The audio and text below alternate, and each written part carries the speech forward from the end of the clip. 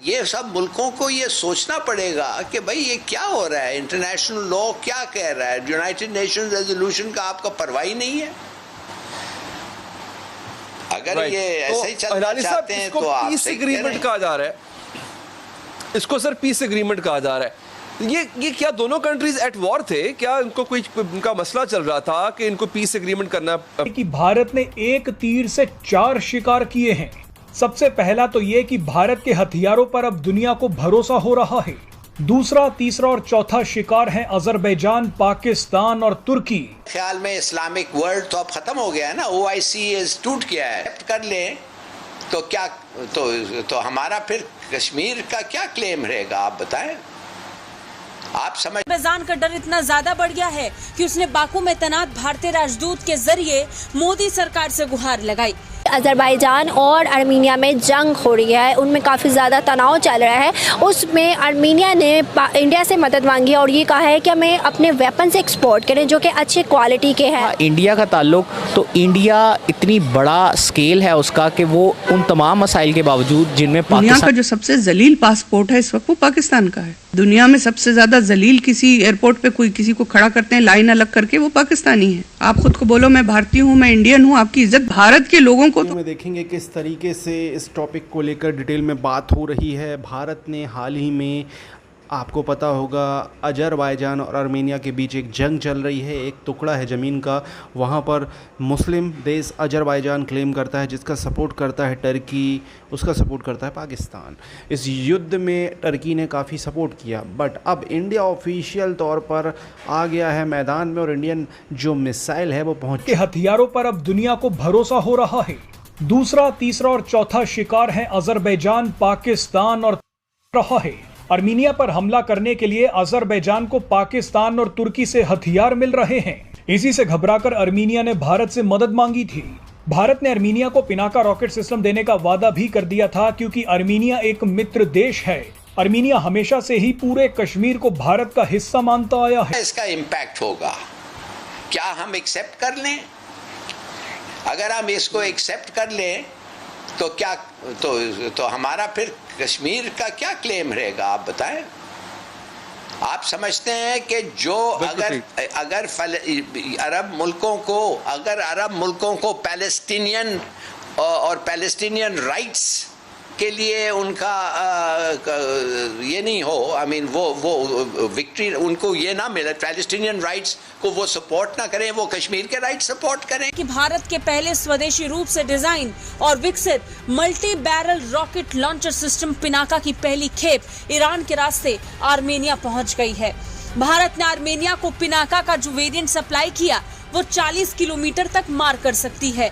Azerbaijani media में सामान से लदे ट्रकों के काफिले के एक वीडियो को भी शेयर किया गया। दावा किया गया कि इन ट्रकों पर भारत से आया हथियार और गोला बारूद लदा है। इसे ईरान में बंदर अब्बास बंदरगाह के माध्यम से अजरबैजान और आर्मीनिया में जंग हो रही है, उनमें काफ़ी ज़्यादा तनाव चल रहा है। उसमें आर्मीनिया ने इंडिया से मदद मांगी और ये कहा है कि हमें अपने वेपन्स एक्सपोर्ट करें जो कि अच्छे क्वालिटी के हैं। इंडिया का ताल्लुक तो इंडिया इतनी बड़ा स्केल है उसका कि वो उन तमाम मसाइल के बावजूद जिनमें पाकिस्तान जिनका शिकार है, उसके बावजूद, उन तमाम चीज़ों के बावजूद इंटरनेशनल स्टैंडिंग उसकी इस तरह की है कि वो किसी की भी मदद कर सकता है, क्योंकि उसका स्केल इतना बड़ा है और उस स्केल के बड़ा होने की वजह से वो उसके अंदर इतनी कैपेसिटी है। लेकिन हम जो हमारा स्ट्रॉन्ग पॉइंट था, जो मुस्लिम वर्ल्ड थी जो हमें सपोर्ट करती थी, हम उन्हें सपोर्ट करते थे, हम उसकी बजाय मोर लुकिंग टुवर्ड्स अमेरिका या नॉन मुस्लिम वर्ल्ड, जिसकी वजह से हमारी अब वो स्टैंडिंग नहीं रही जो एक ज़माने में हुआ करती थी या जब हम खुद लीड किया करते थे। तो ज़रूरत इस अमर की है कि हम एक तो अपने मसाइल हैं उनको करें और मुस्लिम उम्मा की यूनिटी पे काम करके जो मुस्लिम उम्मा के रिसोर्सेज हैं उनको इस तरह यूटिलाइज़ करें कि वो एक एक्सटर्नल एनिमी के अगेंस्ट यूज़ हों, ताकि हमारी मार्केट या हमारी ब्रदरहुड भी इतनी बड़ी हो जितनी इंडिया। दुनिया का जो सबसे जलील पासपोर्ट है इस वक्त वो पाकिस्तान का है। दुनिया में सबसे ज्यादा जलील किसी एयरपोर्ट पे कोई किसी को खड़ा करते हैं लाइन अलग करके, वो पाकिस्तानी है। आप खुद को बोलो मैं भारतीय हूँ, मैं इंडियन हूँ, आपकी इज्जत बढ़ जाती है दुनिया में।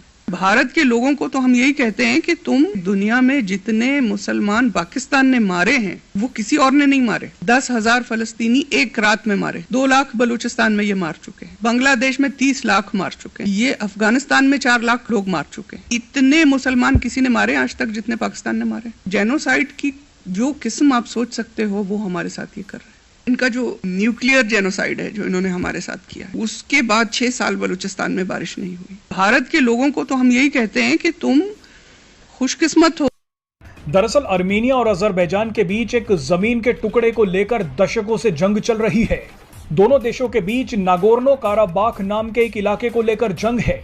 यह इलाका 4400 वर्ग किलोमीटर में फैला हुआ है। अजरबैजान इसे अपना हिस्सा मानता है, लेकिन इस इलाके में आर्मीनियाई मूल के लोग ज्यादा रहता। आर्मीनिया और अजरबैजान के बीच काफी समय से जंग चल रही है। अजरबैजान तुर्की और पाकिस्तान की मदद से आर्मीनिया पर हमले कर रहा था, लेकिन अब भारत ने आर्मीनिया को आत्मरक्षा के लिए अपना खतरनाक पिनाका रॉकेट सिस्टम दे दिया है। भारत के पहले स्वदेशी रूप से डिजाइन और विकसित ये सब मुल्कों को ये सोचना पड़ेगा कि भाई ये क्या हो रहा है, इंटरनेशनल लॉ क्या कह रहा है, यूनाइटेड नेशन रेजोल्यूशन का आपका परवाह ही नहीं है। अगर ये ऐसे ही चलना चाहते हैं तो आप पीस एग्रीमेंट कहा जा रहा है, इसको सर पीस एग्रीमेंट कहा जा रहा है। ये क्या दोनों कंट्रीज एट वॉर थे? क्या इनको कोई इनका मसला चल रहा था कि इनको पीस एग्रीमेंट करना? ख्याल में इस्लामिक वर्ल्ड तो अब खत्म हो गया है ना, OIC टूट गया है, सब ये 5-6 मुल्क तो अलग हो गए हैं। OIC जो इस्लामिक कॉन्सेप्ट्स को प्रमोट करता था, प्रोजेक्ट करता था, सेफ। तो दोस्तों आपको बता दूं कि अजरबैजान है जो कि है मुस्लिम डोमिनेटिंग कंट्री और टर्की के पास ही है, और टर्की इसको सपोर्ट करता है आर्मीनिया के ख़िलाफ़। आर्मीनिया, आपको बता दूं कि आर्मीनिया मुस्लिम कंट्री नहीं। तो आर्मीनिया के वॉर में पहली बार इंडिया ने अपने मिसाइल और भी हथियार भेजे हैं, और वो भेजे कहाँ से हैं? ईरान के रास्ते से, मुस्लिम शिया कंट्री ईरान के रास्ते। तो ये एक अपने आप में अनोखी बात हो गई, और उसके बाद ऐसा माना जा रहा है कि पाकिस्तानी और टर्की वहाँ से निकल गए हैं। तो अब इंडिया ग्लोबल लेवल पर जिस तरीके से US या रशिया के हथियार यूज़ होते हैं दूसरे कंट्री में, वैसे इंडिया के हथियार यूज़ होने लगे हैं। और ऑब्वियसली अगर 2 कंट्री लड़ रही हैं, हथियार यहाँ वहाँ से खरीदे, तो भैया हमारे हथियार खरीदो, हमारे हथियार बहुत अच्छे हैं। इससे क्या होगा, अगर आर्मेनिया अच्छा खासा अजरबैजान को नुकसान पहुंचाता है तो इंडियन हथियार की बल्ले बल्ले दुनिया भर में होगी। ठीक है, तो ये चीज़ बहुत अच्छी बात है, और देखते हैं आगे क्या होता है। और जिस तरीके से अब दुनिया में माहौल चल रहा है, एक तो रशिया और यूक्रेन के युद्ध की वजह से बहुत ज़्यादा महंगाई बढ़ी है सारी दुनिया में, आपको पता होगा। और ग्लोबल वार्मिंग की वजह से भारत में आप देख सकते हो, जहाँ धान होती है वहाँ पे पानी नहीं गिर रहा, और जहाँ पे दूसरी फसलें अच्छी होती हैं वहाँ पे पानी ऐसा गिरा कि पूरी फसलें चौपट हो गई। तो इस तरीके का सीन चल रहा है। धान वाले एरिया में पानी नहीं गिर रहा है तो चावल के रेट भी बढ़ेंगे। बहुत प्रॉब्लम चल रही है ग्लोबल वार्मिंग की वजह से। आपको क्या कहना है इस टॉपिक के बारे में? कॉमेंट में अपनी राय दें। लगातार ऐसे